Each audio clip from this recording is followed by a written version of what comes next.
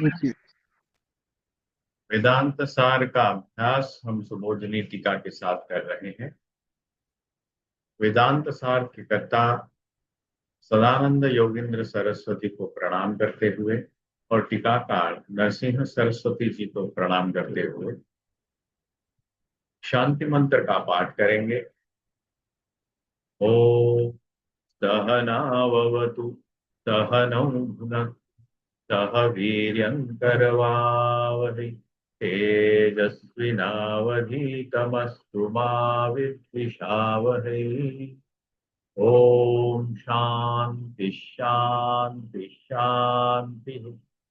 ओम भद्रं कर्णेभिः शृणुयाम देवाः भद्रं पश्येमाक्षभिर्यजत्राः स्थिरैरङ्गैः सुष्ठुवागुंसस्तनूभिः व्यशेम देवहितं यदायुः।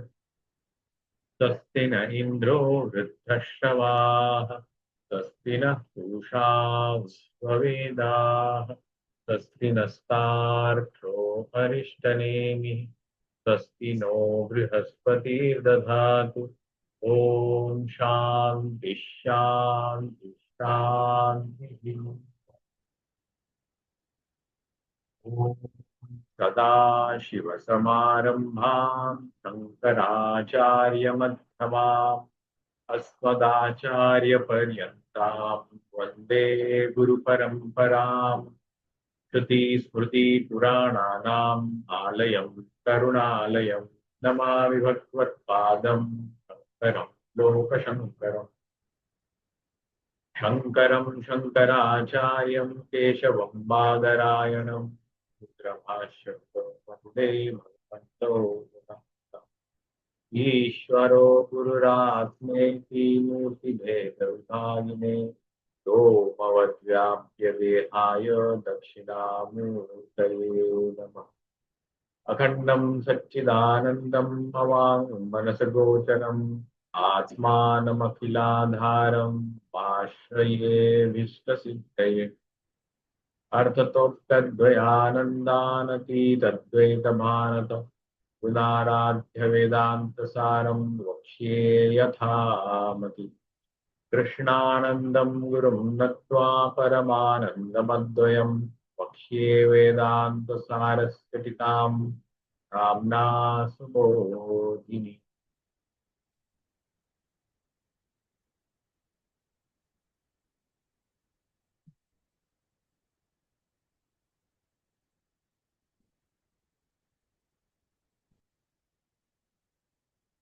हमारा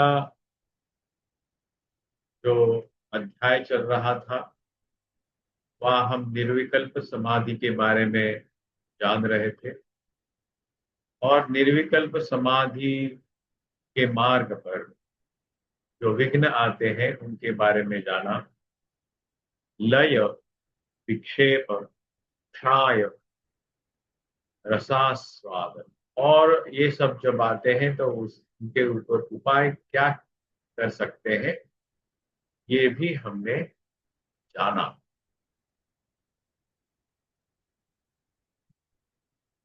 अभी उस डिटेल में हमें हमारे टीकाकार बता रहे हैं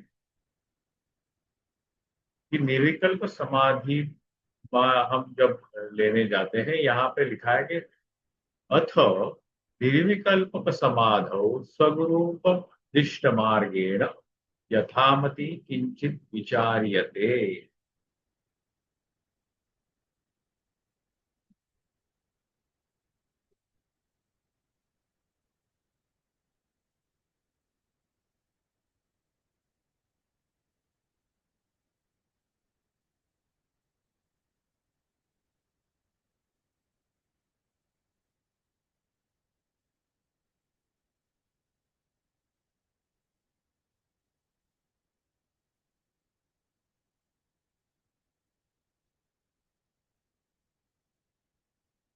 निर्विकल्प समाधि गुरु उपदिष्ट मार्गेण कहा गया है।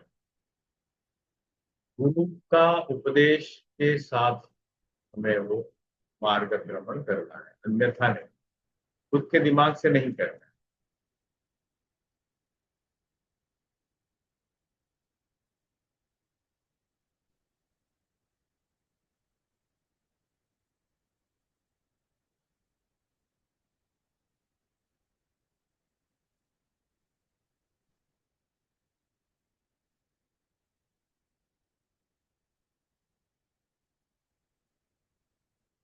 यथामति किंचित विचार्यते। किंचित विचार्यते यथामति, ऐसे टीकाकार कहते हैं।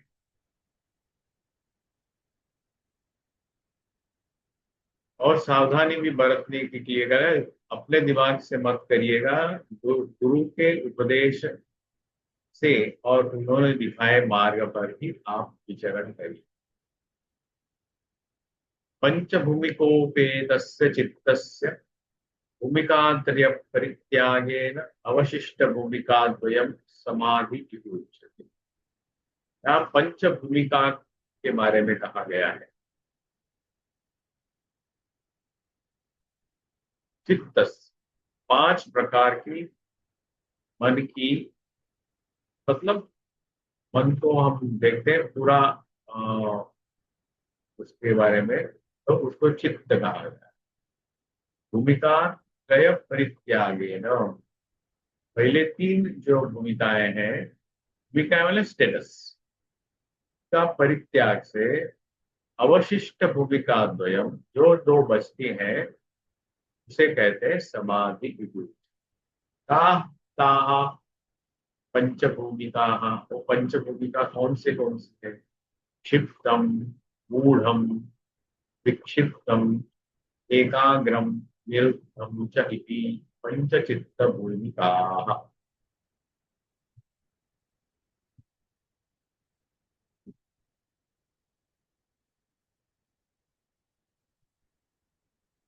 पांच भूमिका हमें आएगी। उसमें पहला है क्षिप्त, दूसरा है मूढ़, तीसरा है विक्षिप्त, चौथा है एकाग्र और निरुद्ध। ये पांच प्रकार की भूमिका मतलब स्टेटस हमारे जीवन में आती है। तत्र असुर संपन्न लोक शास्त्र देह वासना वर्तमानम क्षिप्तम में जुड़ते। क्षिप्त इसको कहते हैं असुर संपन्न लोक शास्त्र देश वासना। क्षिप्त, क्षिप्त मतलब बिखरा हुआ, जैसे हम दाने ऐसे बिखर देते हैं, वैसे बिखरा हुआ।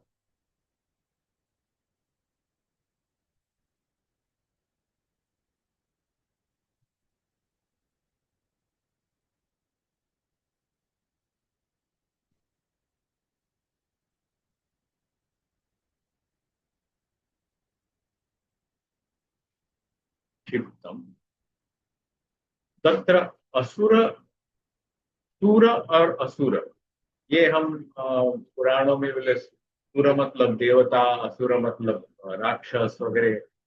असुर मतलब ज्ञान के अभाव, जो अंधकार में रहना चाहते हैं, वो है असुर।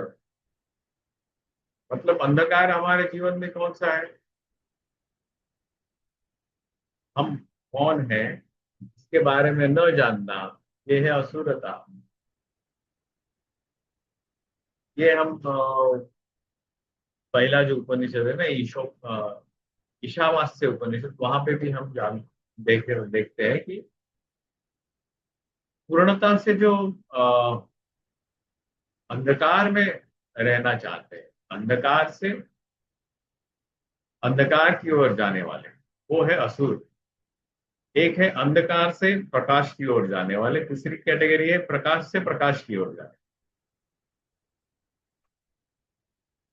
असुर संपन्न लोक शास्त्र मतलब ये वर्ल्डली प्रापंचिक शास्त्र जो है, उसमें रस लेने वाले, और पैसे कैसे कमाए, सांसारिक सुख कैसे प्राप्त करें, लॉ ऑफ अट्रैक्शन के बारे में जो ज्यादा आजकल चल रहा है दुनिया में। लोक शास्त्र देह वासना से, देह की वासना, उसमें ही रममाण होने वाले वही सर्वश्रेष्ठ है, ऐसे जान।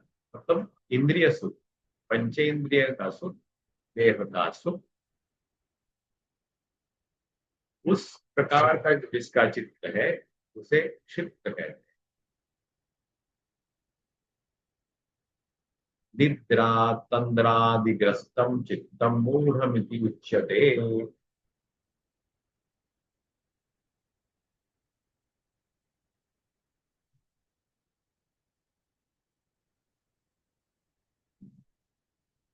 मैंने हाईलाइट किया, देखा?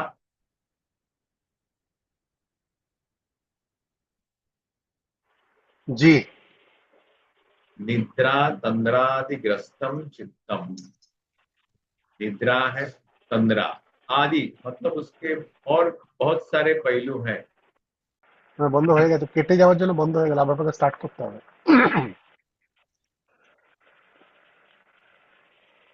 निद्रा तंद्रादिग्रस्तम चित्तम मूढ़म इति उच्यते। নিদ্রা ভেরি গ্রস, তন্দ্রা আমরা এমনি বসে বসে যখন ঘুমিয়ে যাই তো ওটা বলা হয় তন্দ্রা। আমি মনে করি আমি বসে আছি ধ্যানে, কিন্তু এমনি জাস্ট স্ল্যাকনেস চলে আসে, তন্দ্রা হয়ে যায়।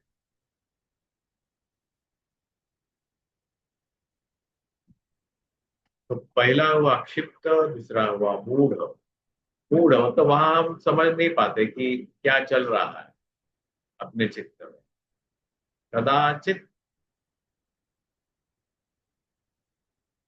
ध्यान युक्तम बहिर्गमनशीलम अपि क्षिप्तादि विशिष्टतया विक्षिप्तम चित्तम इति उच्यते।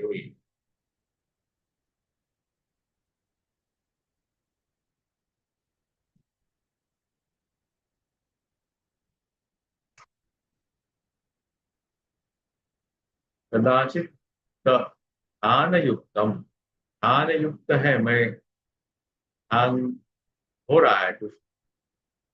बहिर्गमनशीलम अपि युक्तम, लेकिन उस मन को कभी कभी बाहर जाने की इच्छा होती है, इंद्रियों के सहायता से बाहर जाने की इच्छा होती है। क्षिप्तादि विशिष्टतया विक्षिप्त, और वहां क्षिप्तादि विशिष्ट मतलब वो बिखरा हुआ, यहाँ जाओ या वहां जाओ, क्या करो, प्लानिंग चल रहा है, आगे क्या करे न करे, ऐसा हुआ तो कैसा होगा, ये विक्षिप्तता का एक प्रकार हो सकता है चित्त का। उसे विक्षिप्तम चित्तम उच्यते। ध्यान भी हो रहा है लेकिन वहां प्लानिंग भी हो रहा है, पुरानी बातें याद आई रहे, तो क्या करे, ऐसे करने से कैसे होगा, ये सब बातें हमारे मन में चलती।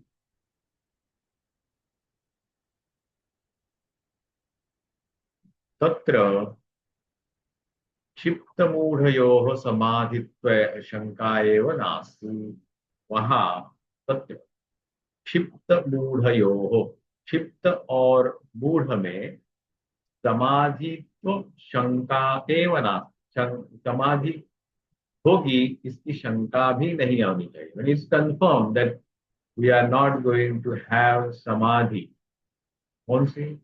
किसी भी प्रकार की, सभी जो हो, निर्बीज हो, सविकल्प हो, नहीं होगी। निर्विकल्प की तो बात ही नहीं करेंगे। समाधित्व शंका एव नास्ति, नहीं मिलेगी हमें, क्योंकि वो विक्षिप्त है, मन क्षिप्त है, बिखरा हुआ है, उसे एक जगह पे लाना होगा हमें। विक्षिप्ते तु चेतसी विक्षेपांतर्गततया दहनांतर्गत बीजवत् चित्तस्य सद्य एव विनाशात् तदापि न समाधि।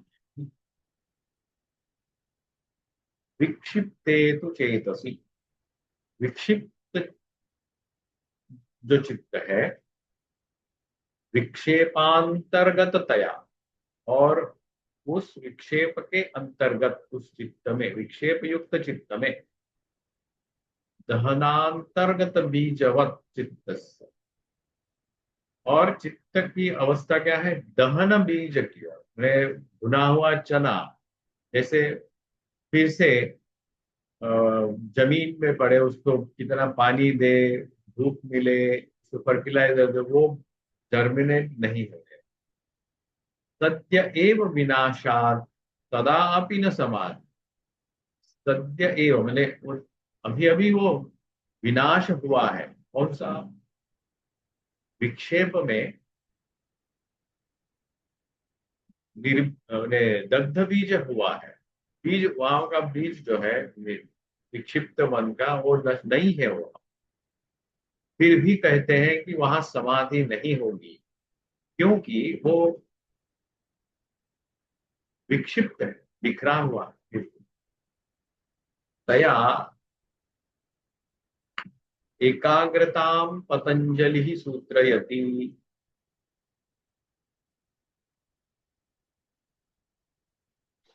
पतंजलि सूत्र में एकाग्रता के बारे में कहते हैं, शांतोदितौ त्युद्य प्रत्ययौ चित्तस्य एकाग्रता परिणामः।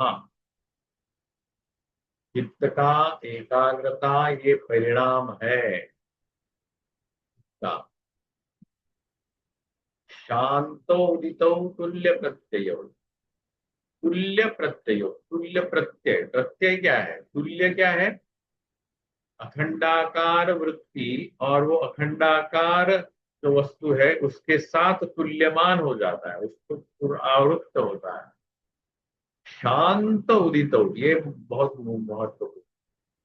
शांत उदित, क्षिप्त उदित, मूढ़ उदित या विक्षिप्त उदित नहीं है, शांत उदित। उसमें किसी भी प्रकार का रिपल नहीं है। शांत एक तालाब है, उसमें किसी भी प्रकार की रिपल्स नहीं है, ना हवा की है, ना कोई पत्थर मारने से है, कुछ भी नहीं। तुल्य प्रत्ययो चित्तस्य एकाग्रता परिणाम। शांतोदितः उदितो वर्तमानः।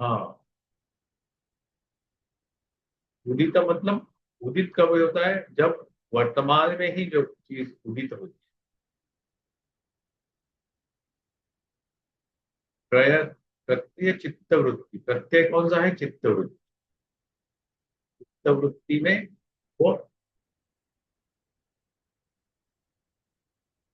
प्रेजेंट टेंस मन, इसलिए गुरु जी बोलते हैं ना, वर्तमान में रहो, be in present tense, be in present moment. ये जो प्रेजेंट मोमेंट को बोलने का उद्देश्य यहाँ है। शांतो उदितः उदितो वर्तमानः प्रत्यय चित्त वृत्ति ही, उस चित्त वृत्ति को प्रेजेंट मोमेंट में रहते रहते, शांत भाव से बैठते बैठते, मतलब उसको ट्रांक्विल करते करते, वो जो चित्त वृत्ति में प्रकट होता है उस समय, क्षण, वो आपको समाधि की तरफ ले जा सकता। अतित प्रत्यय यम पदार्थम प्रतिगृह्णात् उदितोऽपि तमेव चेत् गृह्णी यात् तदा नियात् तदा ताव उभौ तुल्य प्रत्ययौ भवतः।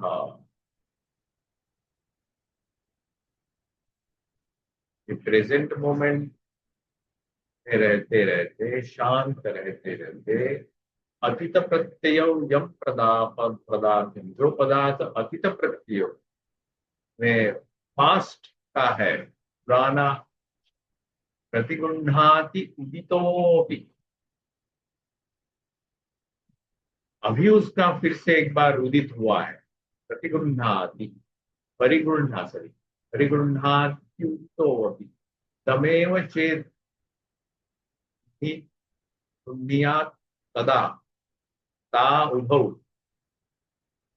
दोनों में तुल्य प्रत्ययौ भवतः।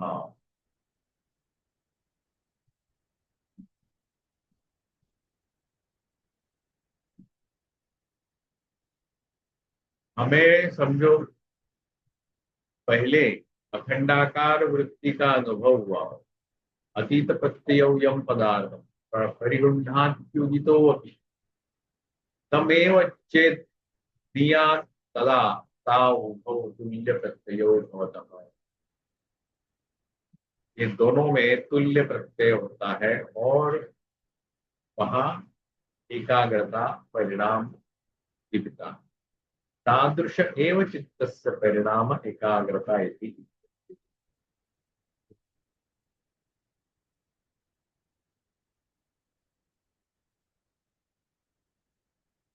एकाग्रता भी वृद्धि लक्षणम, एकाग्रताभिवृद्धि लक्षणम समाधिं सुप्रयसि सर्वथैव सर्वथैकाग्र तयो क्षयोदयौ चित्तस्य परिणाम समाधि। चित्त का परिणाम क्या है? समाधि। प्रथम बोला है चित्तस्य परिणाम एकाग्रता, एकाग्रता हुई सर्वथेक सर्वथा एकाग्रतयो, सब समय सर्वथा एव एकाग्रता। क्षयोदयौ चित्तस्य परिणाम समाधि। एकाग्रता एक मोमेंट में हुआ, उसका न हुआ, फिर से दूसरा हुआ।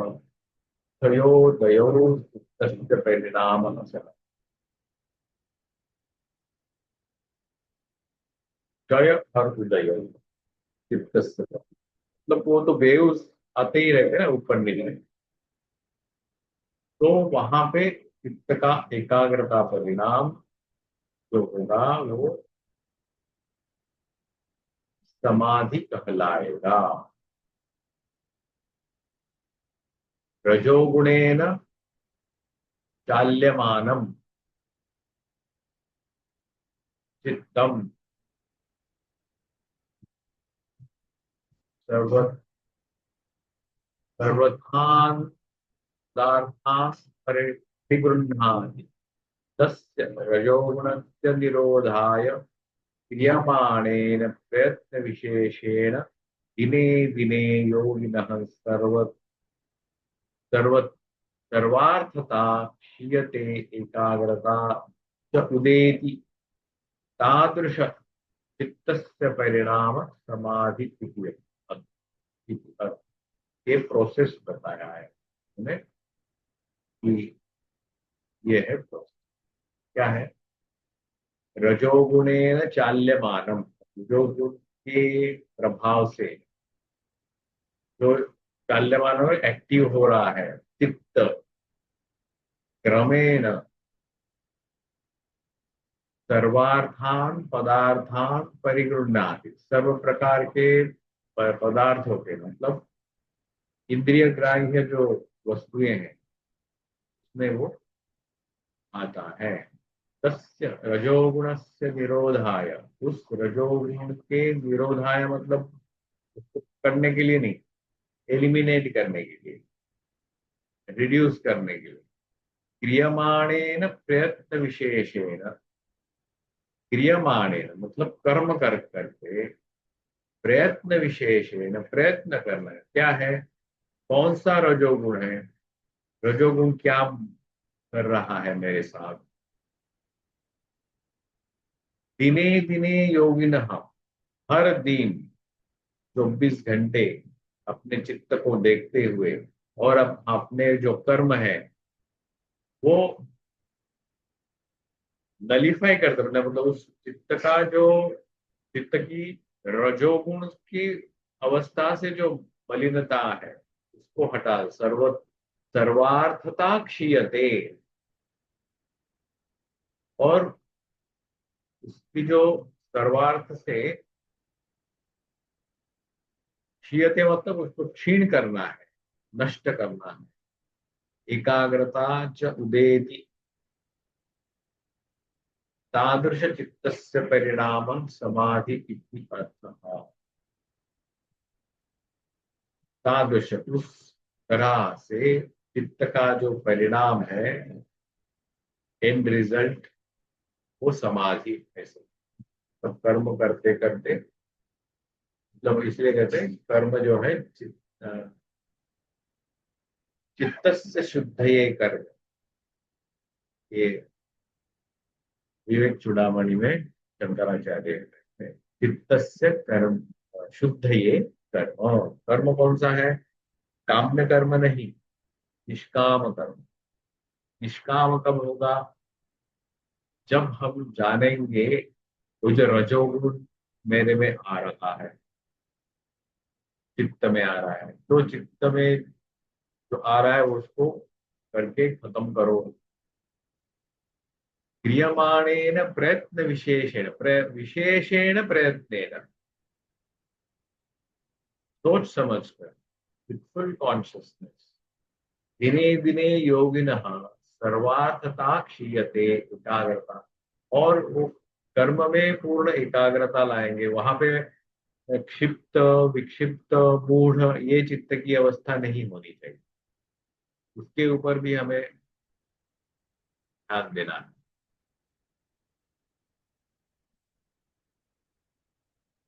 और तब वो चित्त की जो अवस्था होगी वो एकाग्रता।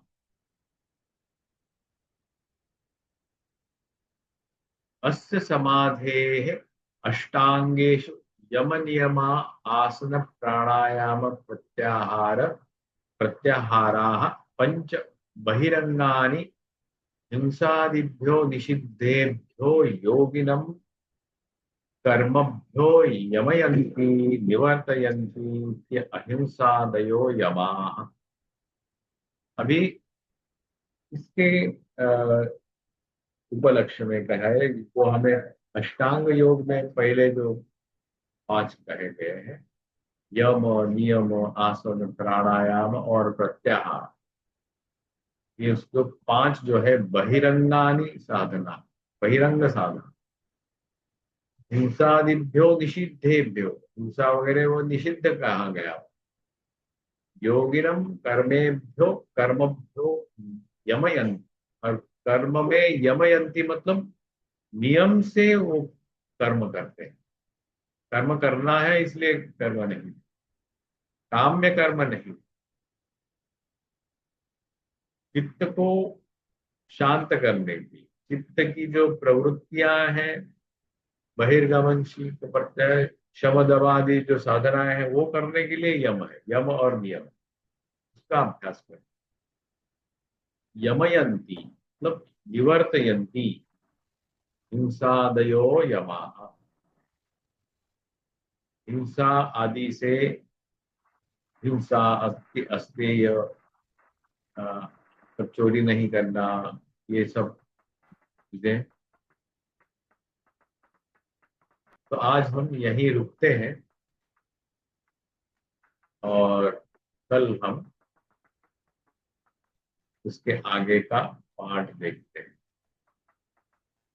रजोगुणेन चाल्यमानम, वेरी इंटरेस्टिंग। ये असल में साधना है हमारे जीवन के लिए बहुत उपलब्ध। तो आज यहीं रुकते हुए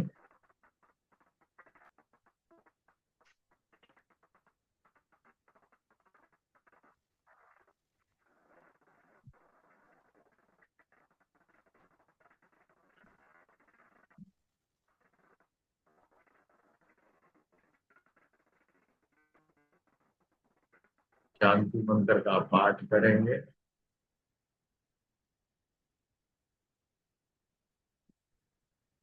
शांति मंत्र दिख रहा है सामने?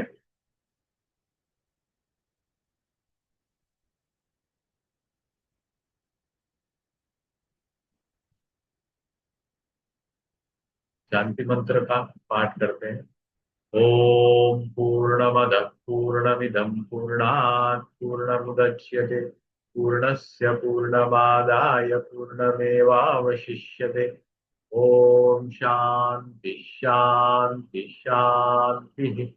ओम भद्रं कर्णेभिः शृणुयाम देवाः, भद्रं पश्येमाक्षभिर्यजत्राः, स्थिरैरङ्गैः स्तुष्ट्वांस्तनूभिः यशेम देवहितं यदायुः। स्वस्ति न इन्द्रो वृद्धश्रवाः, स्वस्ति नः पूषा विश्ववेदाः, स्वस्ति नस्तार्क्ष्यो अरिष्टनेमिः।